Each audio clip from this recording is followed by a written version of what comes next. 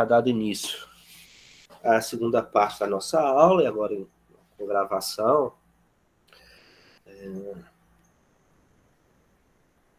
O texto que passou para a leitura da aula de hoje, né, é o texto do Manual Técnico do Orçamento para 2018, que, como o próprio nome diz, é um manual e é técnico. E que eu indico muito. Aliás, gente, todo o texto que eu passei para vocês eu indico muito a leitura, né? Claro que a gente vai fazer uma discussão aqui um pouco mais ampla do que está no texto,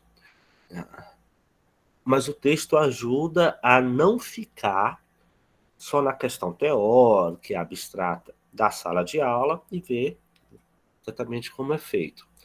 Principalmente a parte que eu não passei para vocês lerem, porque ali é a parte de conceitos. Depois da página 77, não, né? É uma orientação para a construção do orçamento do PPA, do orçamento de 2018, se não me falha a memória, né? Naquele texto, daquele programa que eu passei para vocês.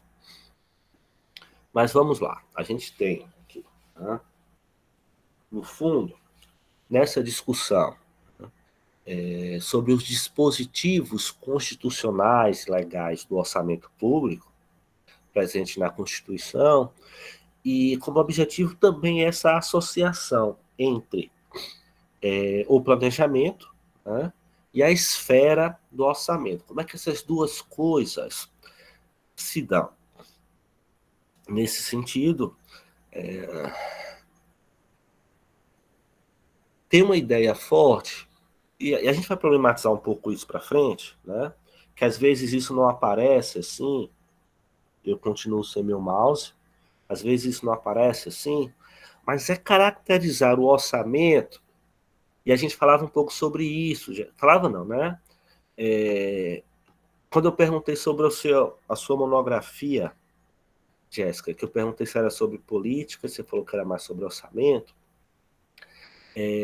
mas essa ideia forte é exatamente a do objetivo da aula, né? Que é caracterizar o orçamento dentro do processo de planejamento público.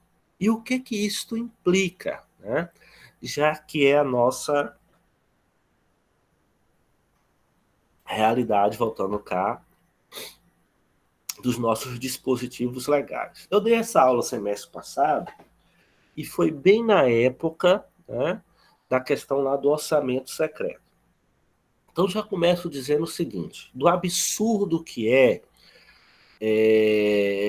termos orçamento secreto se o orçamento é público, né? Como é que o que é público é secreto? E mais importante ainda, né, do absurdo daquela discussão, é que não existe orçamento secreto na Constituição, nos dispositivos legais, nem mesmo na lei que é do governo militar e que existe até hoje, que é a Lei 4.320, de 64, que é a Lei dos Orçamentos Públicos. Inclusive, se vocês forem futuros concurseiros, isto é lei para vocês saberem de cor e salteado. De 64, com a Lei de Orçamento Público, é a Constituição Federal, né, que vai vincular orçamento e planejamento, com a figura do PPA e com a figura da Lei de Diretrizes Orçamentárias, que vai vincular a LOA, né, da Lei Orçamentária Anual.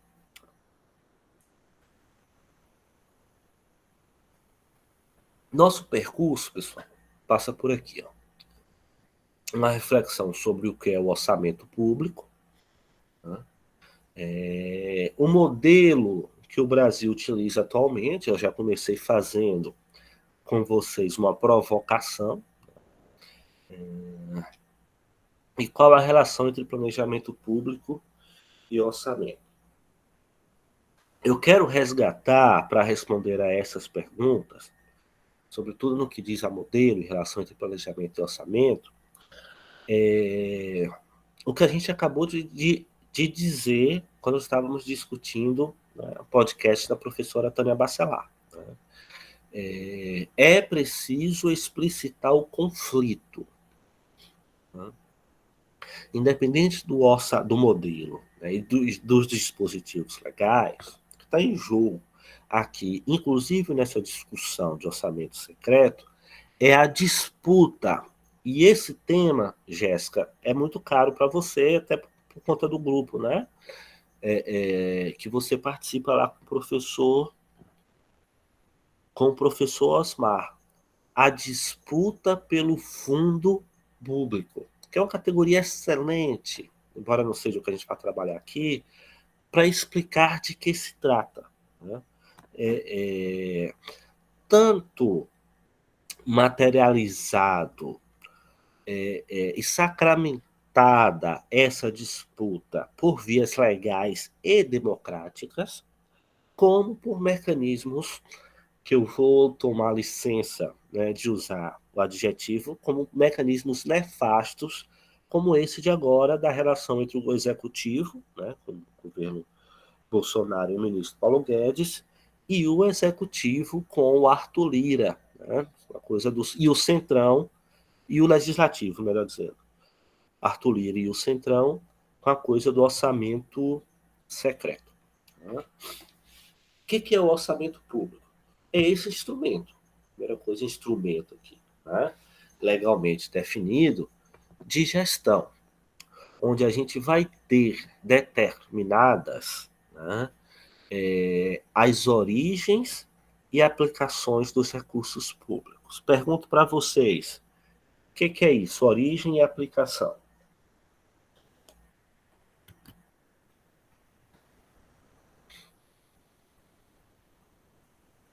Hum?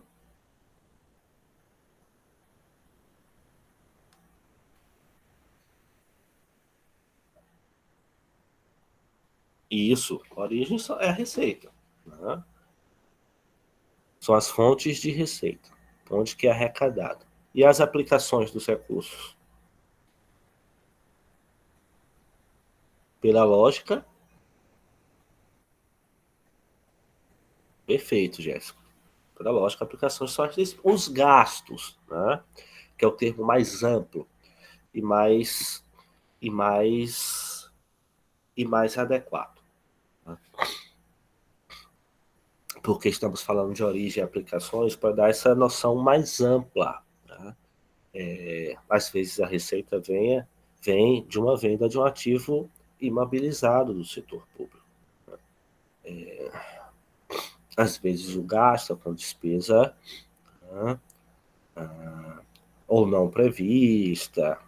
A natureza do gasto varia muito, né? De despesas correntes, não correntes, despesa de capital, financeira, e por aí, como eu gosto de dizer, né? E por aí vai. Mas esse instrumento, gente, de gestão, né, ele é resultado de um grande acordo político, construído ao longo de um ano, né? A lei orçamentária anual que vocês viram no texto do manual que a gente estava falando para vocês. Mas um acordo político e também institucional. Institucional, pelo modo como ele é construído, pela interação entre os três poderes, né? E os setores do setor público. E da forma como as próprias demandas sociais chegam a ele, ao executivo. Tanto no preparo do orçamento feita pelo executivo para envio ao Congresso, ou à Câmara de Vereadores, ou à Assembleia Legislativa, né? Vale para qualquer uma das instâncias dos entes federados. O orçamento público, né? A lei de que falávamos inicialmente. Mas um acordo sobre o quê? Né? Sobre o fundo público. Ou, se vocês quiserem, vamos ficar técnicos, sobre o excedente social que é apropriado pelo Estado, pelo poder público, e depois é direcionado, ok, as aplicações, como algum tipo de retorno à sociedade, algum serviço público, alguma obra, né, alguma transferência de renda, e aí a gente vai entendendo como é que este cada um que está aí no texto, né, se interessa e participa, né, deste grande acordo. A gente vai ter diferentes grupos de interesse, classes econômicas e sociais, e mesmo segmentos. Né? Segmentos patronais, ah, ah, eu estou procurando a expressão, quando a gente se refere, por exemplo, a OAB. Nossa, como é que me falha a memória agora?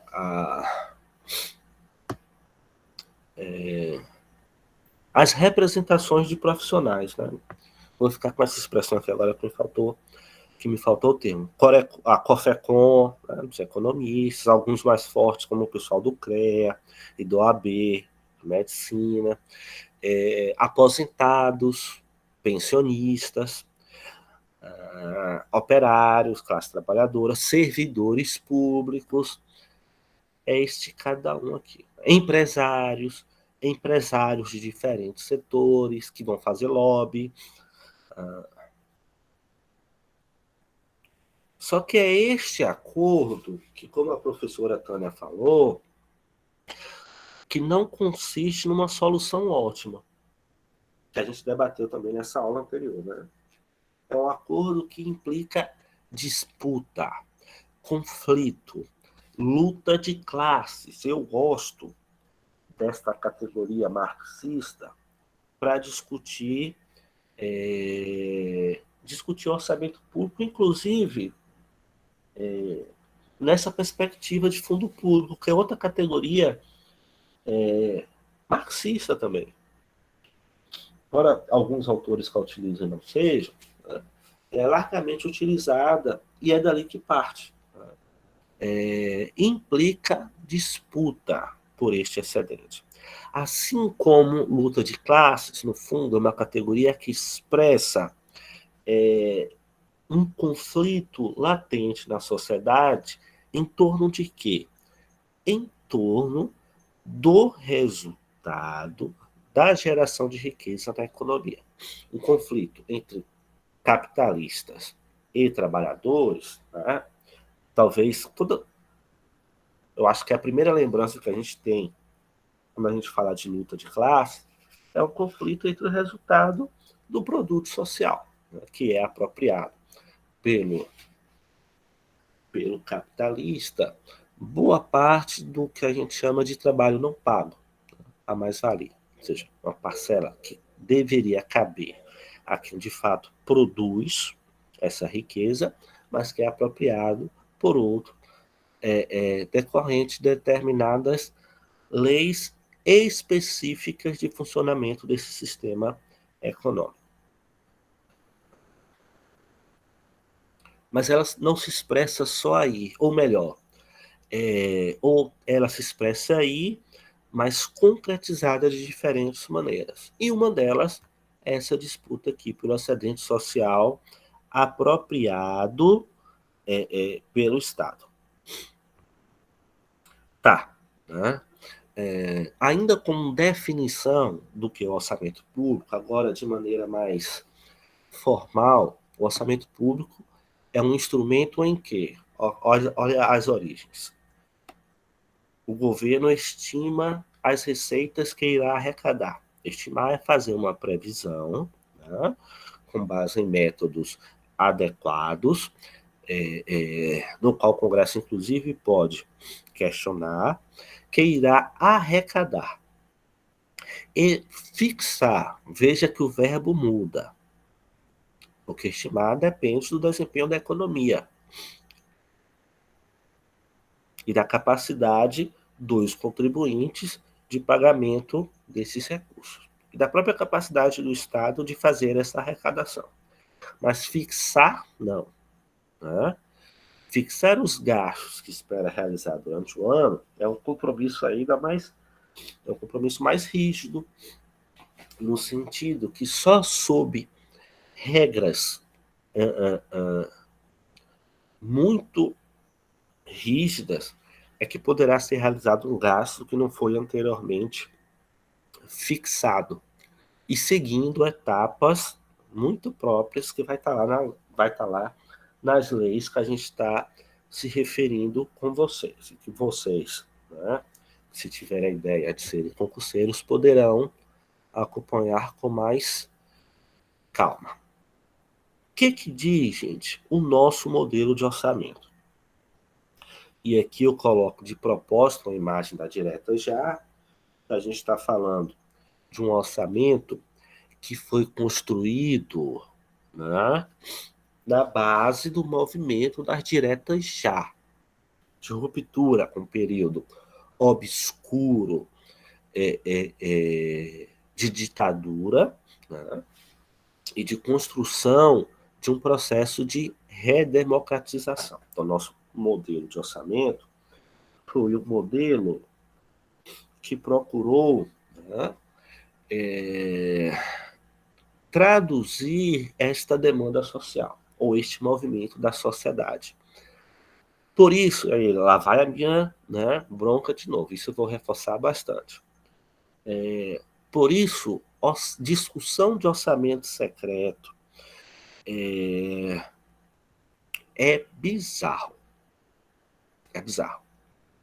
Porque aquilo que está disposto nesse conjunto de regras é o oposto dessa ideia de o excedente social apropriado pelo governo via arrecadação de impostos ser decidido à sala fechada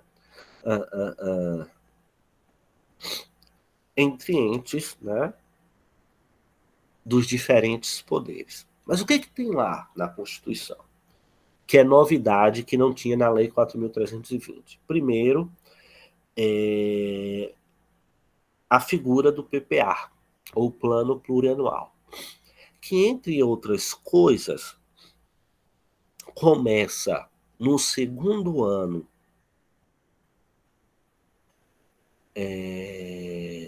de exercício do governo atual e termina no primeiro ano de exercício do governo posterior. Por quê? Para dar solução de continuidade. Para atender ao caráter processual do planejamento e, por decorrência, dos orçamentos que são montados. Para que projetos, programas e ações de política não sejam exterminadas exatamente na pirada de um governo para outro quando muda o espectro desse governo, o espectro político desse governo.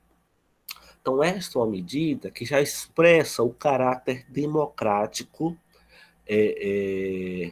do artigo da Constituição Federal. Isso eu tenho que dizer. Artigo 165, 166, 167, 168 e 169 da Constituição Federal. A outra peça, o outro instrumento constitucional é a Lei de Diretrizes Orçamentárias, que, entre outras funções, é ela que vai vincular ano a ano o que está previsto no plano plurianual com o que vai ser colocado na LOA, que é a Lei Orçamentária Anual, daquele respectivo ano. Ou seja, vai vincular o plano de médio prazo com o orçamento, que é um orçamento para aquele curto prazo, né? Definindo médio prazo como 4 anos e curto prazo como o ano em exercício, o ano civil, se vocês quiserem. Entendamos cá em termos de hierarquia. Então, a gente tem, num nível maior, ou se a gente quiser mais estratégico, o plano plurianual, que vai ser vinculado pela Lei de Diretrizes Orçamentárias a lei orçamentária anual. A lei orçamentária é propriamente o orçamento, né? Ela recebe o nome de lei porque ela precisa ser aprovada pelo Poder Legislativo, depois sancionada pelo Poder Executivo, e antes de ir para o Legislativo, ela é elaborada pelo Poder Executivo. Existe um rito, né, para que esse acordo político que nós falávamos, ele seja feito. O que tem, de acordo com a Constituição, na lei orçamentária anual? É um conjunto de 3 orçamentos que foi a Constituição que reuniu num orçamento só. O orçamento fiscal, esse sim que diz respeito, né, às receitas e despesas do governo ou do Estado. O orçamento das estatais, particularmente dos investimentos das estatais. São as estatais que elaboram, obviamente, mas ele tem que ir para o projeto de lei orçamentária e ser aprovado pelo Congresso. E o orçamento da Seguridade Social, que não é a mesma coisa de receitas e despesas do Estado, né? A Seguridade Social, ela tem receitas próprias e vinculadas. Claro que aqui tem um debate importante sobre as fontes de financiamento da Seguridade Social. Economistas ortodoxos que argumentam que a nossa previdência é deficitária, não levam em conta todo o dispositivo da Seguridade Social, que é mais ampla do que a Previdência, e das suas fontes de financiamento, colocadas na Constituição. Então tem um caráter ideológico aí, mas também que significa disputa, né? E o conflito dentro da sociedade. Além desses dispositivos legais presentes na Constituição, a gente pode trazer, né, 2 grandes mudanças, que uma dos anos 90 e a outra do ano 2000, 2001, né, a lei de responsabilidade fiscal, não acredito que eu esqueci. A primeira foi a reforma gerencial dos anos 90, em que reforma gerencial é o seguinte, gente, a lei, assim como a lei complementar, a Constituição ela é a lei maior, né, abriga todo o Estado, você precisa, com leis complementares e especiais, dispor sobre o que está previsto na Constituição. E a reforma gerencial dos anos 90 definiu o modelo, nosso modelo de orçamento, como um modelo funcional programático, que a gente vai falar em seguida. Mas a ideia de programa que a gente já discutiu é essa de associar, né, as despesas às suas funções e atender a um conjunto de programas específicos. E a lei de responsabilidade fiscal, né? Não está aqui ainda, a lei de responsabilidade fiscal, que vai dispor sobre a gestão e sobre a responsabilidade da gestão fiscal, né? Estabelecer regras mais rígidas na tomada de decisão dos gestores públicos. Tá? Aqui eu acho que é muito mais para alertar para vocês o campo, né? Essa vertente da contabilidade pública que se dispõe a estudar o orçamento, né? Que é a contabilidade pública. Tem 2 artigos anteriores, o artigo 163 a 169, a lei de orçamentos públicos, olha lá que eu estava falando, 4.320, a lei complementar número 101/2000, e a gente já pode colocar aqui, está no slide mais para frente, o chamado novo regime fiscal, aprovado em 2016, que é a PEC, que é a Emenda Constitucional 95, que eu concordo quando, no debate político, foi chamada de PEC do fim do mundo, que estabelece, né, 20 anos de contenção, de expansão do gasto público. Por que eu estou chamando a atenção disso aqui? Porque também é uma forma de planejar, não em estrito senso, mas lato senso, como a professora estava dizendo. Quando a gente estabelece regras aqui, principalmente essa, né? Tanto na Constituição Federal tem dispositivos de planejamento, quando a gente direciona recursos para a Seguridade Social, isso é planejar a sociedade. Quando a gente estabelece contenção na expansão do gasto, isso é planejar a sociedade. A lei, o novo regime fiscal, para mim é um antiplanejamento, porque ele tirou da decisão do gestor público, né, do governo, do gestor público não, do governo futuro, a decisão sobre o que fazer com o gasto e colocou no orçamento. É antigestão também porque e é anti-eficiência, porque, veja, né, em vez de olhar para o orçamento e tomar decisões assertivas sobre onde gastar ou não, foi um corte geral. Nesse sentido, você não precisa planejar. Né? Mas voltamos cá. Sobre a Lei de Responsabilidade Fiscal, no seu artigo 1º, que é importante, ele mostra que a lei é justamente a lei que vai estabelecer as normas que vão dispor sobre o capítulo 7 da Constituição, que é o capítulo que vai tratar do orçamento. Este artigo 1º, eu não sei se eu coloquei ele aqui, não, mas este artigo 1º estabelece, né, os 4 princípios de orçamento e de gestão fiscal que estão presentes, que são tratados na Lei de Responsabilidade Fiscal. O primeiro é a responsabilidade, né?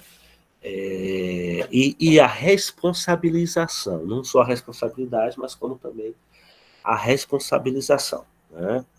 Executivos e políticos, membros do Poder Executivo, somente os responsáveis, o presidente, o prefeito, o governador, que não.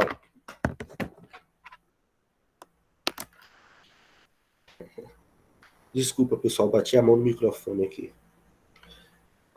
Que não atenderem, que não conduzirem, né, a gestão fiscal, conforme o que está previsto na lei, serão responsabilizados por isso. A outra, planejamento. Né? Olha a nossa palavrinha aqui da nossa disciplina. E de como ela deve ser feita. Terceira, transparência. E a LRF, né, a Lei de Responsabilidade Fiscal, vai estabelecer os critérios de transparência, que envolve divulgação de relatórios, de cumprimento de metas, da própria construção do orçamento e controle, que a contabilidade pública é um controle tanto interno como externo. O externo é o nosso Tribunal de Contas, a gente pode colocar assim, principalmente, né? E a própria sociedade, que acessa, né, pelos canais de transparência. Mas em termos legais e obrigatórios é o Tribunal de Contas. E o interno são os próprios órgãos gerenciais dos poderes, particularmente do poder executivo. O novo regime fiscal, né, é isso. Se a lei de responsabilidade fiscal já era, né, uma lei draconiana no sentido de botar restrições, e por ser draconiana, neoliberal, né? no sentido de botar restrições à gestão do orçamento público, mas ao mesmo tempo que draconiana, né, modernizadora do Estado, vários desses elementos. O novo regime fiscal, não. O teto dos gastos, não. O teto dos gastos substitui o planejamento da gestão por uma restrição indiscriminada dos gastos por 20 anos. E por que eu termino aqui para passar para cá? Né? Para fazer exatamente esse vínculo entre planejamento e orçamento, que era a nossa segunda questão lá, das três que a gente colocou no início da apresentação. Que conexão estrutural eu estou falando? Que é essa? Que vincula esses dois temas. Né? Sem planejar, orçamento, sem materializar onde os gastos vão acontecer e quais as fontes de financiamento, ou seja, as origens e as aplicações das receitas, do excedente, por exemplo,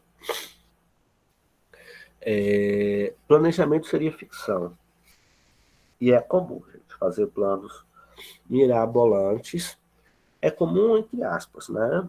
Essas leis que eu venho citando, elas também modernizam nesse sentido, de evitar que se façam planos e promessas de política sem a materialidade efetiva de quem vai pagar a conta, né, do orçamento.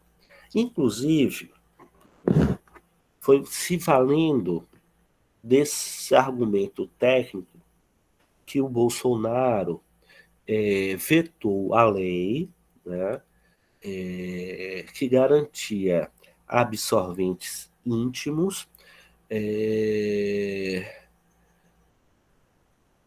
às mulheres e jovens em situação de vulnerabilidade. Né? Uma lei que combatia a chamada pobreza menstrual. O argumento cínico, mas técnico do Bolsonaro é que a lei não especificou qual seria a fonte de receita vinculada ao financiamento daquele gasto específico com absorventes íntimos. Mas é isso. Sem esse vínculo com o orçamento, o planejamento não tem utilização efetiva, né? Porque está desvinculado das condições reais ou objetivas de realizar. Por outro lado, nessa mesma conexão estrutural, se a gente debate o orçamento à margem daquilo que está sendo planejado, e vamos lembrar que planejamento é alargar os horizontes e explicitar as intencionalidades. E que, segundo a professora Tânia, é aquele que explicita o conflito, né? Se a gente faz o debate do orçamento à margem do planejamento, tá? Está sujeito a escolhas dentro do orçamento contraditórios. Contraditórios no sentido de que não nos conduzem a nenhum lugar. Talvez a sua pergunta mais cedo, Davi, também passe por aqui. Né? E esse tem sido um conflito mesmo. Um conflito de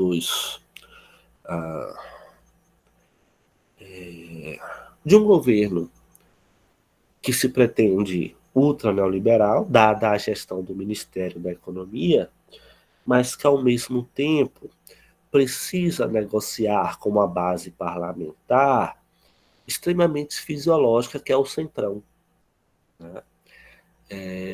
Que vive no dinheiro do Estado, por isso fisiológica. Ora, né?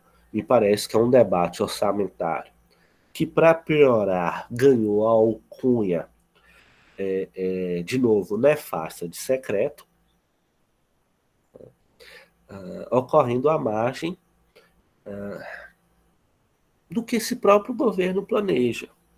Mas o pior ainda, à margem, né, das escolhas da sociedade. Aquelas escolhas que foram feitas no momento da eleição, aquelas escolhas que foram feitas no momento das aprovações das leis e da Constituição Federal, a gente já falou sobre isso, né? A Constituição explicita visões de longo prazo, principalmente nas suas cláusulas pétreas, capítulo 3, o artigo 3, 4 e 5 da Constituição, né? São visões de desenvolvimento. Quando o planejamento, né, fica preso apenas à lógica orçamentária,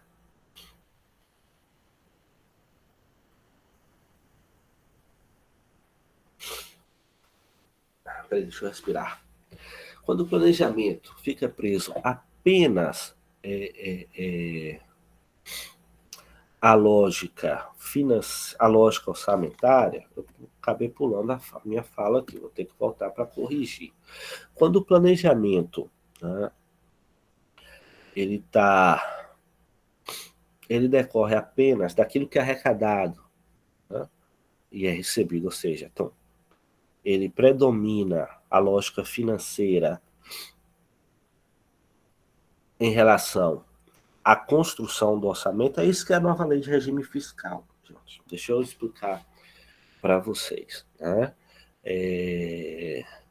Não pode gastar mais do que arrecada. Para o senso comum, isso faz sentido. Né? Mas a lógica financeira por trás é para onde é que está indo os recursos arrecadados. Porque não poder gastar mais do que arrecada é uma necessidade, uma tendência ao orçamento equilibrado. Embora possa, o Estado pode sim gastar mais do que arrecada, né? Mas isso não é uma licença para o Estado sair gastando.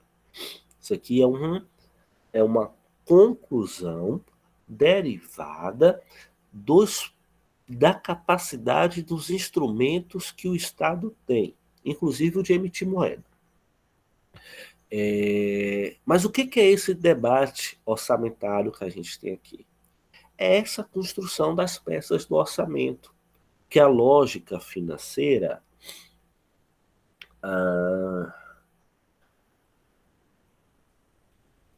não pode predominar. Gasto menos do que arrecado. Ótimo, gerei superávit. Mas gasto onde? Gasto é social ou é financeiro, pagamento de juros? Gasto é em investimento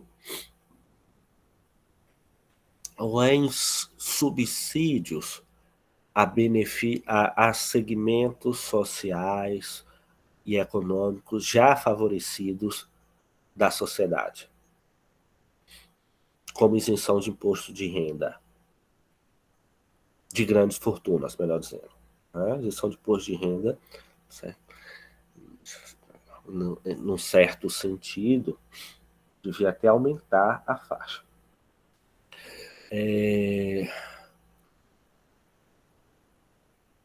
E eu estou dando essa volta toda para chegar nessa conclusão aqui. Ó. Se o planejamento é apartado do debate do orçamento, a coerência entre o uso dos instrumentos, aquilo que a gente fala lá no início da disciplina, né, e aquilo que pretende ser alcançado, se perde. Né? Lembra que eu falava do orçamento funcional programático? Ele segue essa estrutura aqui. Ó, né?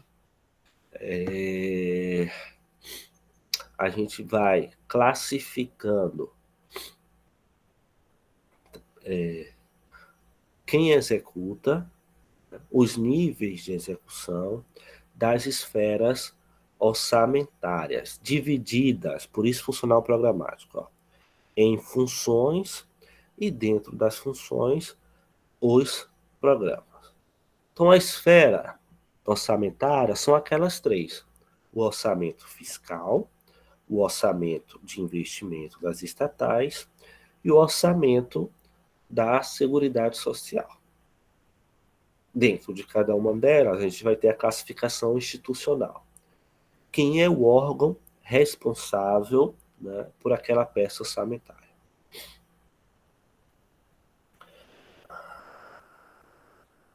Começa pelos três poderes, né, o órgão executivo, legislativo, judiciário, e vai descendo.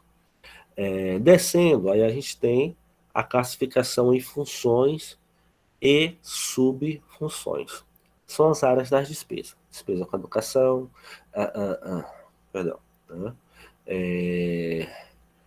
Despesa corrente, despesa de capital, despesa financeira. Mas ela tem que estar vinculada a um programa. Né?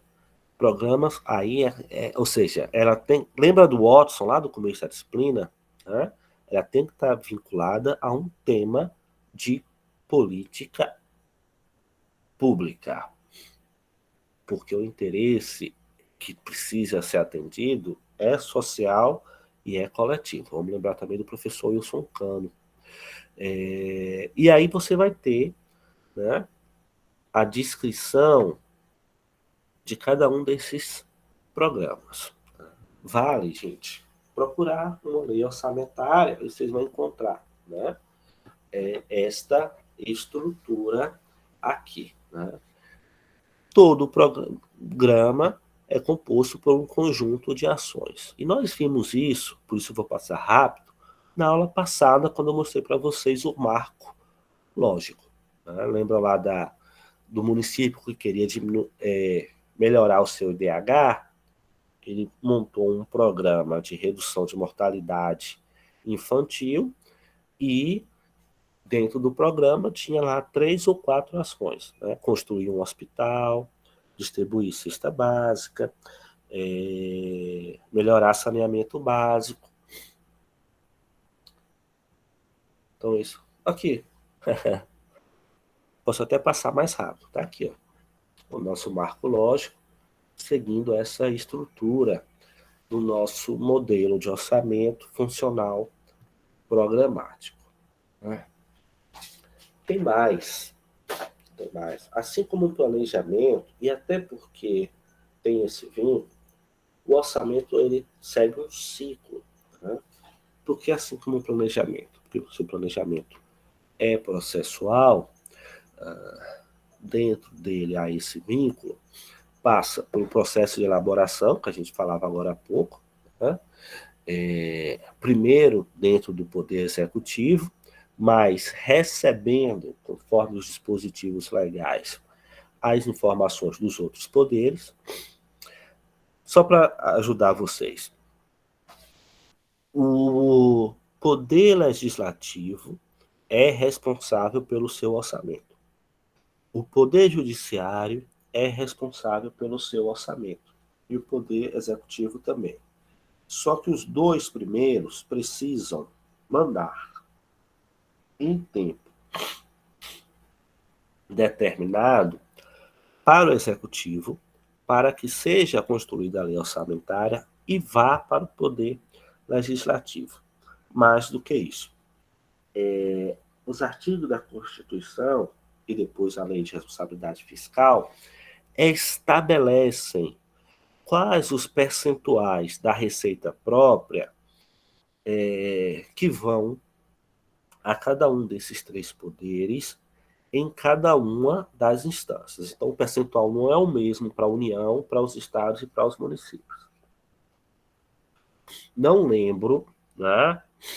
Não lembro de cabeça os percentuais, mas eu sabia. Como todo bom concurseiro,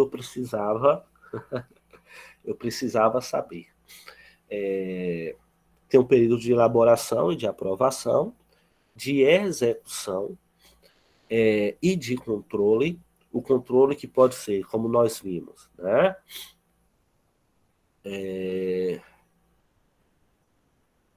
Interno e externo, e de avaliação, que pode ser ex ante, ex post e ao longo do processo, um itinerário, como nós vimos também. Seguir nesse sistema, o orçamento é uma ferramenta do planejamento estratégico da administração.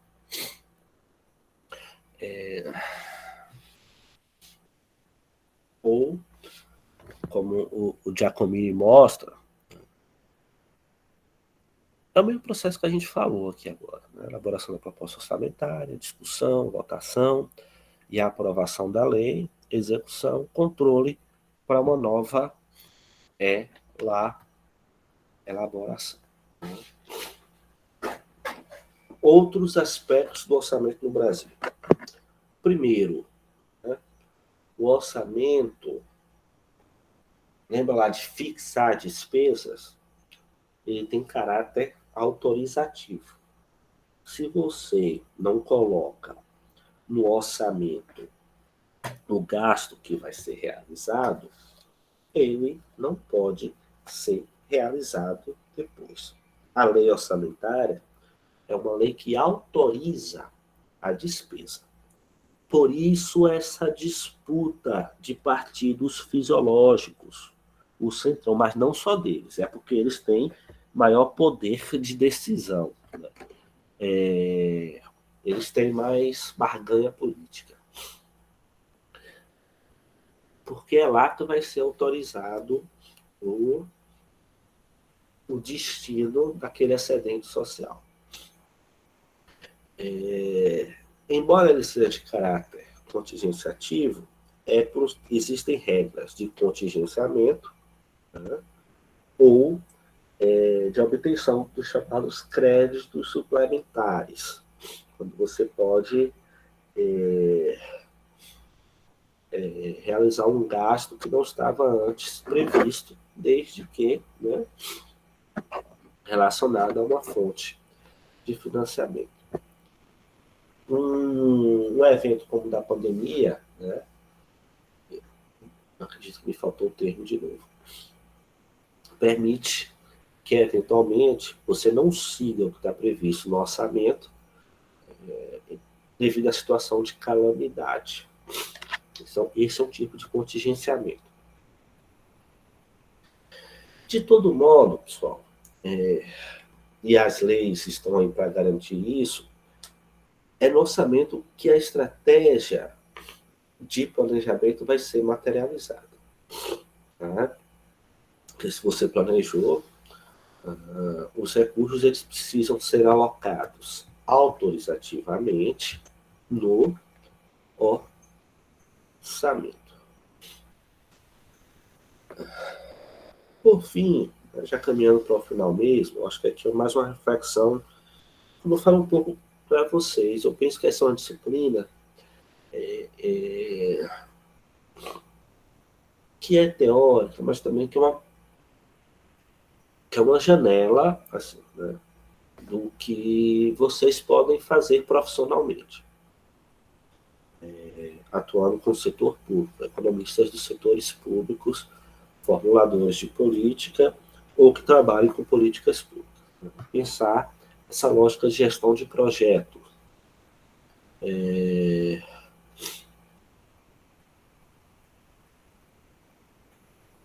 Que envolve essa coisa de elaboração e implementação do início até a sua conclusão. O que isso tem a ver aqui?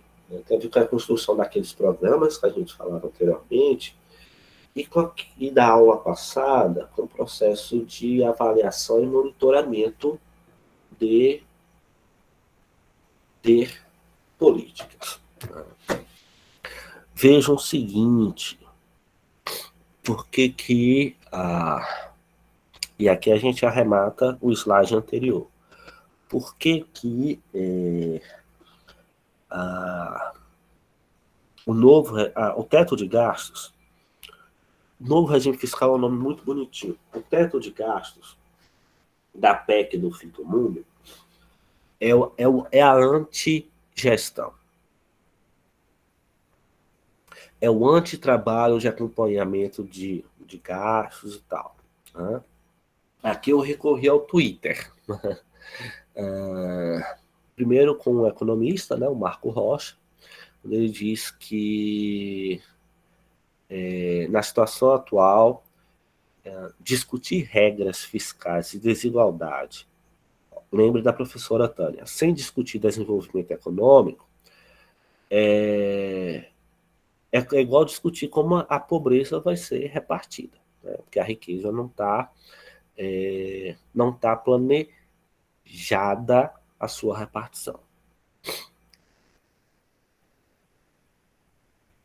E como. Deixa eu ver se.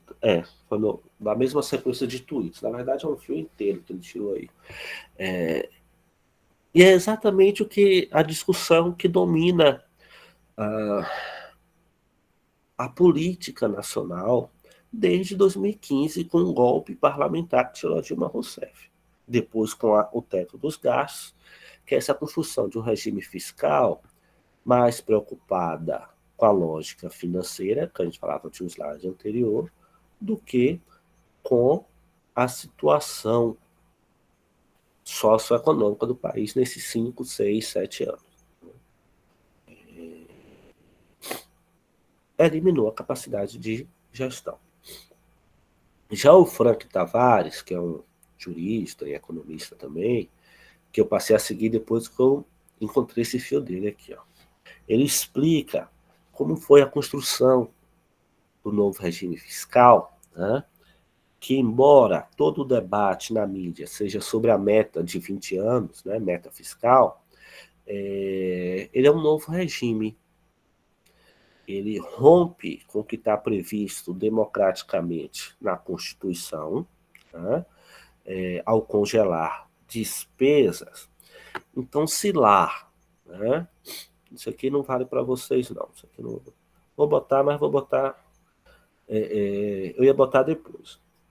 Se lá, no slide que a gente mostrou, na Constituição, o movimento, né, era de redemocratização e de construção de vias democráticas de orçamento, de planejamento, de decisão societal, a gente vem num movimento contrário. E para finalizar, né, quando eu preparei essa aula, há uns 2 meses, eu me dei conta do quanto, porque eu precisei acessar, do quanto aqueles artigos da Constituição foram e estão sendo alterados nos últimos 7 anos, que é o período do golpe para cá. Se vocês abrirem, né, artigo 163 e seguinte da Constituição no Google e entrarem no site do Ministério, onde a Constituição está, vocês verão o tanto de lei complementar, de mudanças constitucionais foram feitas de 2015 e 2016 para cá. O debate não está sendo feito em torno do planejamento, o debate não está sendo feito em torno do orçamento, porque ele está indo direto para a Constituição para evitar que mudanças sejam feitas depois. Nesse sentido, a Constituição originalmente prevista está sendo, né, descaracterizada, mas num processo que não é um processo de descaracterização democrática. Uma Constituição pode ser desfeita e refeita. Tá? E é normal que assim seja, porque ela é viva, ela é dinâmica. Mas é uma mudança que está sendo atropelada, sem um debate público adequado, e num contexto vou usar o ministro, né, de passar a boiada. O país vive uma crise de todo tamanho e um dos trechos mais importantes da Constituição está sendo modificado apressadamente, a, de maneira pouco clara, e sem a participação coletiva. E eu só me dei conta disso, gente, preparando esta aula, que eu precisei consultar as fontes para vocês. Essas questões são questões que eu vou colocar, né, como atividade, mas eu vou subir para vocês depois, tá bom? É isso. Encerrando a gravação. E aí, pessoal?